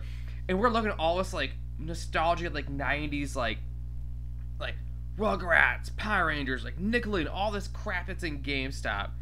And so George decides he's gonna buy a Power Rangers coaster set, like the original, like their little medallion things. So yeah, I was like, yeah. And I'm like, buzz up, I'm like, get it, dude. We grew up with this. Like, you can beat the Black Ranger or the Red Ranger every night when you're drinking. This is gonna be great. He's like, I'm getting it. Then I was like, how much is the Ant-Man helmet? They're like $500. Like, George, you can get it. And the guy goes, do you want it? And George's like, no, I don't want a $500 Ant-Man helmet. So George buys these coasters, and he goes home, and I go home to cook dinner for my girl. And then the next day, George wakes up, he calls me, he goes, dude, where did these Power Rangers coasters come from? He doesn't remember buying them. Oh my god. And they're still at his apartment to this day. They're still there. Every time I go over, I'm like, that was a good day, George. That was a good day. Like, he wakes up, because he told me he fell asleep. He woke up. He's like, he sees the coasters on the table. He's like, where did these come from? Didn't remember buying them at all. It was like 4 hours later. It's like, George, you realize you just filmed a movie, right? When did I when did I do that? Like, we've been on set for 2 weeks. What is it? George, I got put down that peyote, you know? It's my old man brain. I just forget everything all the time. Oh, no. Like, this was like, George, this was almost 2 years ago, so you can't blame that anymore. This was almost 2 years ago now. Yeah, 2.5 years ago. So you were like third. Though? So when I injured my back at work 2 years ago, ironically enough, 2 years ago, and a lot of the procedures you go in where they give you like epidurals and stuff like that, they put you under, and whatever they put you under with, it's very similar. So apparently, like, you're able to do things, and you could, walk, you could call, but I don't remember any of it. So maybe he was just on, whatever they inject you with. He was on Jose Cuervo. That'll do it. That right there will lots do of it. Jose Cuervo. This podcast is brought to you by Jose Cuervo. We will not remember it tomorrow. God, I wish it was. I'd be in a lot nicer studio. So before we get off here, I have one last question for you guys. Yes, you do look like Jason Sudeikis. I'll take that. I will take like that. This entire time, I'm sitting here like, who does he look like? And you made this expression like, it reminds me of Jason Sudeikis. I've gotten worse. I've gotten Kiefer Sutherland before. I don't know why. Okay, if Kiefer Sutherland and Jason Sudeikis had a baby, it would be Do I get their money? right? Yeah, so before I ask this question, I'll tell a quick story. Neither one of you have probably heard this before. So when I was living in Memphis, Tennessee, I got a job at a hotel. Wow. Yeah, I lived in Memphis for 2 years. I've been back in Ohio for 6 years now. Oh, wow, nice. Yes, I was dating a girl for 6 years. We were supposed to get engaged, picked out a ring, went to put a down payment on it, and the day before I went to put a down payment on it, she broke up with me. So, after 6 years. After I moved cities and jobs and careers for her. But, yeah, it was a whole thing. It was like, I was like 24, so life was a shit show for like 6-7 years. So I moved to Memphis, kind of started life over, got a job at a hotel, and what do they call that? Your first day on the job? What do they call that when you have the meeting with everybody? Orientation. Yep. So orientation, there's all the guys I'm going to work with, and like in the middle of the meeting, this guy's like talking, this is what we're going to do, this is the policies, and the guy goes, "Hey man," the guy's name was Willie Ragsdale. Love the kid. I haven't talked to him in 4 years, but he's a good dude. He's like, "Hey man." I was like, "Yeah." He goes, "You look like that one guy." I was like, that narrows it down. He goes, "That guy from Phone Booth." I hadn't seen Phone Booth yet. I was like, "What?" Oh. I hadn't seen it yet. So I was like, What are you talking about?" He's like that one guy. He goes, "That blonde guy from Phone Booth." He's like, "Kiefer Sutherland." I was like, "What?" He's like, "Man, you look like Kiefer Sutherland," in front of like 9 people I don't even know. And so everyone starts cracking up. And so the rest of the time I worked with this guy, anytime I irritate him, he's like, "Listen here, you Kiefer Sutherland looking motherfucker." I was like, every time. I was like, "Listen here, Willie, okay? I don't know what to call you because I don't even know." So yeah, I got Kiefer Sutherland when I was in Memphis by like several people, which was really weird. So I'm like, I don't see it like at all. But okay, George, we gotta put Paul in a film, and that's just the entire time they're at a bar and they're just cracking on him because he looks like Kiefer Sutherland. I'll do it. That would be so much fun. I'll wear my Life of Pi t-shirt. I'll do it. Like, honestly, see, that's the thing about But you writing. won't show my face, just from the shoulders down. That way. Yes. That way George can keep the cutting me out of the scenes actually, up. okay, I know this is on here and this is just us, but everybody will see it, like all the millions of people around the world. Let's hope. How amazing would it be to do that and just write a fun short or something, but we see everybody else's face, but we don't see your face, and they're just like talking about how he like Kiefer Sutherland, and then he goes home, he goes to like the restroom. Oh my God, and it's he him. looks in the mirror, and we think we're gonna see him, but it cuts out and it just goes to black, so we have no idea if he actually looks like Kiefer Sutherland or not. Or what you could do is with that, you go the whole film, then it's like it's ending, and then he gets a phone call from somebody, and you see a reflection of Kiefer Sutherland's face in the phone for like a half a second, then it cuts. And then it's the Lost Boys soundtrack. Yep. Guys, we're making a film right now, okay? We really are. Like we got guys running into their high school crushes with boners in the hallway. and it's all the same story. It's all the same. It literally is. We got boners in the hall with girls. You got all three Spider-Mans with George, and then Kiefer Sutherland. George could be at a bar drinking with the people. Someone's going to hell. So what? I said apparently someone's going to hell. I just know that was a storyline. I mean, we could mix this together, guys, and make a film. You got three. Let's do this. You got three Spider-Mans. You got erections. You got Kiefer Sutherland. People, because George can be at a bar drinking after work because he hates his job, and Tom Holland rejected him. Then he runs into Kiefer Sutherland. So you have three different storylines coming together all at once. And the kid that had the boner in high school, his mom is the bartender. Boom, all three are tied together. We only need about 60 pages of, about 200 pages of script in between there. Oh, just 200, yeah. No problem. So you guys got that, right? I'm just the brains. But the whole movie is just an advertisement for this podcast.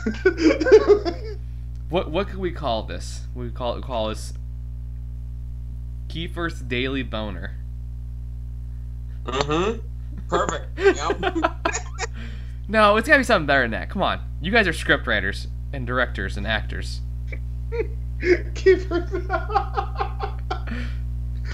Oh my god, or the kid has the erection. It could be a prologue. It could be Kiefer Sutherland as a child running into the girl with the boner. Or, okay. We're gonna write a script right now on this podcast, guys. That's what's gonna happen. Sutherland is not okay. How about George is about to log off in and be like, no. I'm not being a part of this. He's like, I'm an established actor. He's like, do you see this movie poster? I'm serious. Okay, hold on. How do you pronounce your last name? Is it Tootie? Yes. Oh. Or Tootie Toots. Tootie Toots. George Tootie. I can imagine. Right. George, nobody gets it right on the first try. Apparently, I have a gift of getting people's names like all the time, and people are just like, "Oh, like they're expecting me to like butcher it," and they're like, "No, that was right." Like, okay, cool. Okay. So, I have actually a movie-related question for you guys. I have 2 questions left, and then we'll end this at some point. So, have you guys ever written, like, scripts, just, like, on your own for, like, specific actors or actresses? Yes. Even if you know you may never get them, but you write for that role, you're like... I'm getting them. There's, like... Okay. Like, yeah. And, like... I'm not even joking. Like, that's, like, the script I'm writing now, like don't give first the away. male lead is George McKay. I'm just putting that out there. He's the lead. I don't want no other actor.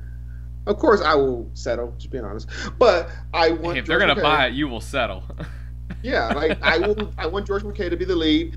As far as the females, so there's at least like 8 actresses that I have in mind. There's 2 that I would predominantly want. One is Christine Froseth, and the other one is Olivia Cook. Okay. Yeah. And so, yeah, in my head, they're already cast. That's the character, and I just need about at least at the most $2 million to make it. George? I'm gonna be really lame here. No, I've never done that. Okay. If you could work... Okay, George, I'll give you a different question then. We're gonna spitfire here. If you could work with a specific actress in a certain type of film, what actress and what type of film would that be? This could go dangerous. That's why you ask it. You have to ask the hard-hitting questions. I'm basically the next Barbara Walters. Oh gosh. Just remember, your mom is going to be listening to this, George. What's her fake? I don't even remember her name anymore. What was she Mia in? Khalifa? Do you remember? You're Tron Legacy? And then Aliens versus Cowboys. Oh, Cowboys. you're talking about Olivia Wilde. Yeah, Oh, Olivia Wilde. yeah. There you go. Well, what kind of movie with her? It's not really a provocative answer. Oh no, I'm not looking for one. I'm just asking. Probably just some kind of action film. What kind of action film? Buddy cop? Okay. Oh, Buddy cop with her. A buddy cop with her and Harry Styles. Not Harry Styles. Harry Styles doesn't need to be acting. Well. How about... Okay, George, I got it for you. It's you, Olivia Wilde, And Tom Holland. and Kiefer Sutherland's erection as a child. What? I'm telling you guys, we're making a script right now. I mean, it can't be as bad as Gigi that Ben Affleck wrote, so... Well, Well, he's never come on my show, so it's fine. I mean, Ben Affleck's hold on. He's okay. You get a call from somebody, they're like, well, Ben Affleck said he was going to be on your podcast, but you crapped on Gigi. You know what I'll say? Is J-Lo available? Because you know that ain't lasting. Someone said that J-Lo was like Thanos and she's just collecting The rings. She really is, though, man. She's got like 4 or 5 now. It's like, good God. You got Ben Affleck, Alex Rodriguez, Mark Anthony, the backup dancer. So that you know that ring wasn't big. P. Diddy. Who? P. Diddy. P. Diddy? Really? Did I miss this Yeah. one? They were engaged? I don't know if they were engaged. I don't know. I just know that they were together. But that's the thing about Hollywood. And I mean, look, when you get to a certain point, you just share. Share is caring. You're like, all right, we were together for a while. This didn't work. Next. It's like, I mean, honestly, I swear, there's times where I'm like, weren't they just dating so-and-so, so-and-so, now they're dating this person? And they, like, okay. Everyone's just passing it around. It's like a blunt. So, yeah. So here's another question for both of you. So I have this one and one more. I know I said 2 more, but I keep forgetting that I have like 15 questions we haven't gone over yet, but we don't have time for all of them. So when you guys are going about writing a script and characters, how do you kind of pick like the area you want to build? I guess like location, like a certain state, or like location for scenes. Like, do you like write the scene and then you're like, this location would be good, or like this location you kind of build it around like what's around that area for the actor to kind of interact with? Like, say for instance like New Orleans. Like, you want to write a movie around New Orleans. Do you find New Orleans first, or do you write the role and then you find the city of New Orleans? Like, things around there with, like, the people and, like, just everything that comes with it. Honestly, I don't know if it's just for me. Like, so, the script the love story is based in Portland. It wasn't originally based in Portland. It was originally based in Los Angeles. Then it went from Los Angeles to New York. And I sat there and was like, these are too cliche. Like, what is a city that should be on the map more? And somehow Portland just sort of manifested my thought. And I was like, all right, it's Portland. And why? Because for one, I don't know, like, what got me thinking was I love when you use what's there. So, like, there's nothing, I mean, I won't say there's nothing romantic about Portland because it's not the case, but it's a beautiful city. But I look at it where it's like there's everything that is there I could use in this to tell the story. Like, there's beaches, but the beaches are far enough to the point where you would actually have to drive there for an hour to get there, and a lot could happen in that time frame. Or, in a sense, if his ex or his girlfriend goes there, it shows his love and dedication because he drives an hour and a half to go see her, as opposed to like New York. There's no beaches in New York, really. It's just the Hamptons, and she doesn't live in the Hamptons. Or LA, it's like, all right, we're in LA, we're at the crowded beach. where there's tour. You know, like so in my head, I think about like everything before I decide where I'm going to put them. Okay. How about you, George? How about you, George? Like when you're writing. I don't really.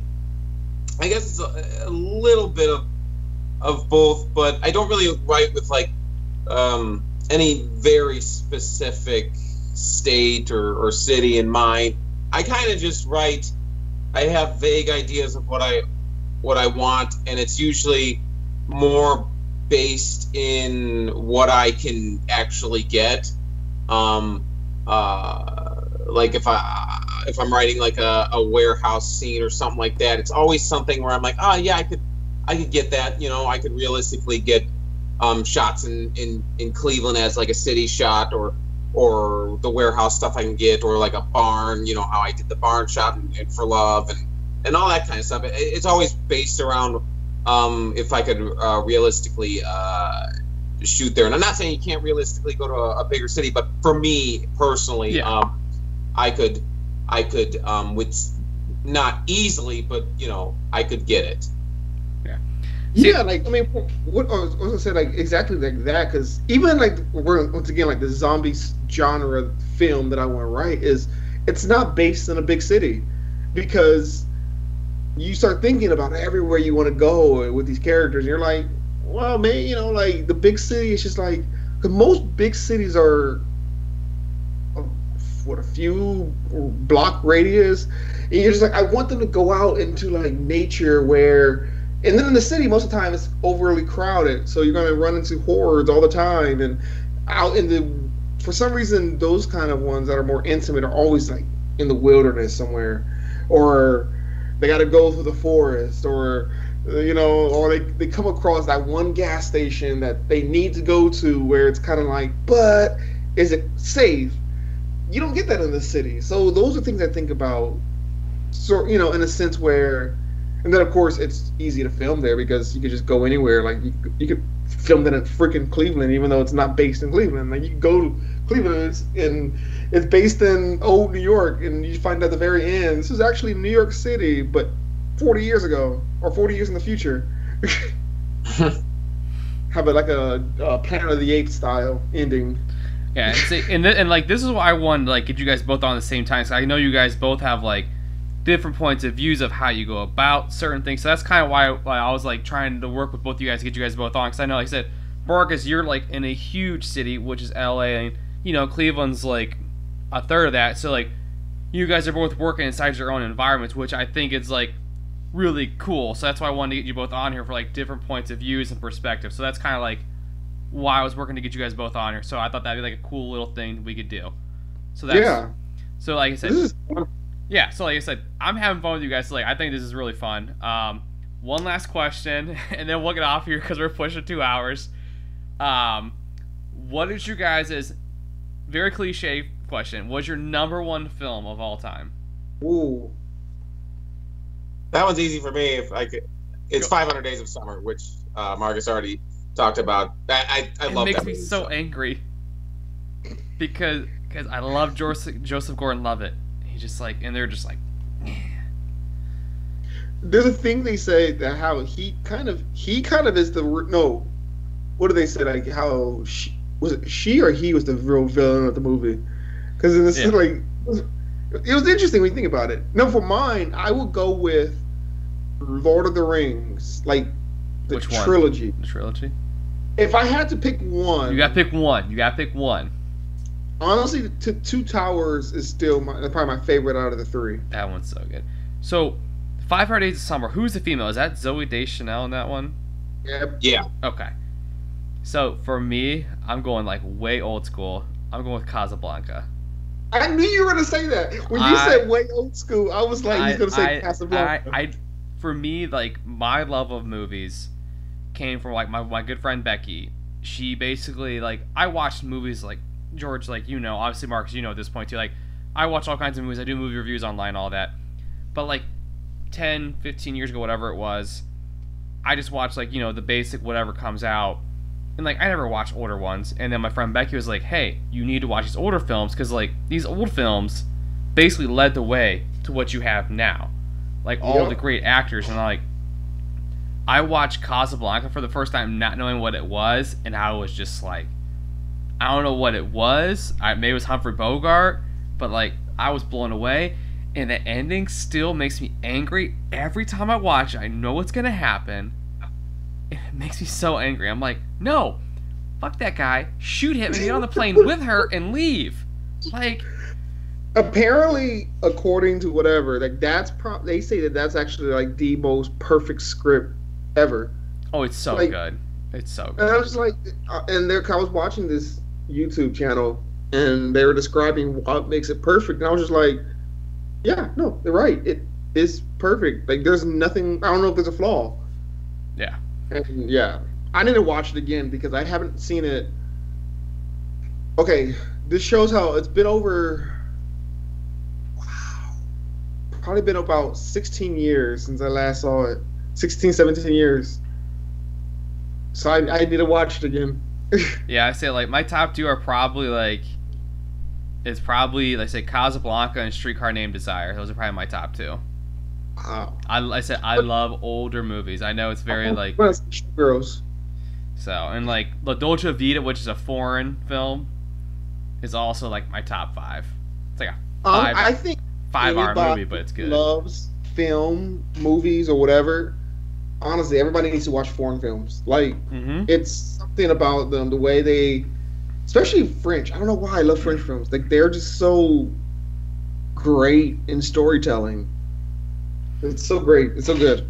So, George, this is what we need to do. We all need to go to France and become French film actors. Yep. I just tell people, I'm Jason Sudeikis. I'm here to save you. And we all just learn French. Okay, there's actually an idea that just popped in my head as a movie. That would be like 3 Americans that love films go to France and to pretend to be like famous filmmakers. And that's just like, kind of like Argo, except we're not saving people. Yeah. Oh, yeah. You're just there to make a French film as American filmmakers, and everybody thinks you're famous, but you're really not. It could be a comedy, and the only thing you hear us say is "ha ha, oui, steady." That's the only thing you hear. That's all we know. That's all we got. On Inglourious Basterds. Huh? On Inglourious Basterds, when Brad Pitt was Gorlame. What is your name? Oh my god. All right, guys, I'm gonna wrap this up because, like I said, it's pushing 2 hours, and I have to get to bed soon and eat dinner. But again, I appreciate you guys so much for coming on. I had a blast. I hope you guys did too. So, again, I want to thank George Tootie and Marcus Smith for coming on. And, I want to thank everybody for listening so far. Be sure to check out the website again, lifeofpi.org, the YouTube channel, same name, Life of Pi.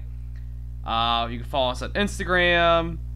And, yeah, like I said, we're going to do merchandising stuff here in the next few months. When we book some, maybe Tom Holland. I don't know. We don't know. Maybe we'll get Tom Holland. We're gonna get Tom Holland. If we get Tom Holland, you guys are both coming back on, and I'm gonna replay these clips for him. Oh yeah, we're gonna definitely get Tom Holland and tell him his biggest fan wants to interview him. I'm gonna get him to sign a T-shirt for George. Yep. All right. Oh my god. I mean, honestly, I could go in a couple hours, but I have to go to bed soon. I gotta watch my Lakers win. Yeah, they got a big game tonight. Big game tonight. Yes. So, go Steph. hey, you know what? Akron gave you a gift. You're welcome. Thank you. We appreciate it. Marcus knows I'll talk shit to him about basketball any day of the week because our Cavs were. Yeah. They lost like 14 out of their last 15 games. Cavs are so fucking bad. But Browns won a Super Bowl. That's all I know. Super Bowl. If the Browns win the Super Bowl, I will drop everything I'm doing and move back to Ohio. Okay, this is George. You heard that? Okay. Yep. When the Browns win the Super Bowl in the next 1 to 2 years, Oh, Marcus is flying back here, and we're gonna put him in a Browns jersey, and we're gonna take pictures of him at the Browns parade, and we're gonna broadcast live Life of Pi episode that day. First live episode at the Browns championship parade. Let's do that. I will be at the parade. I'm serious. If you don't show up and that happens, I will I will find you. Because I know you live close to the airport, so we will find you. Liam Neeson style. Taken. Alright, guys, I'll let you get going, but again, I want to thank everybody again for listening so far. And as always, I hope you've enjoyed this slice of pie.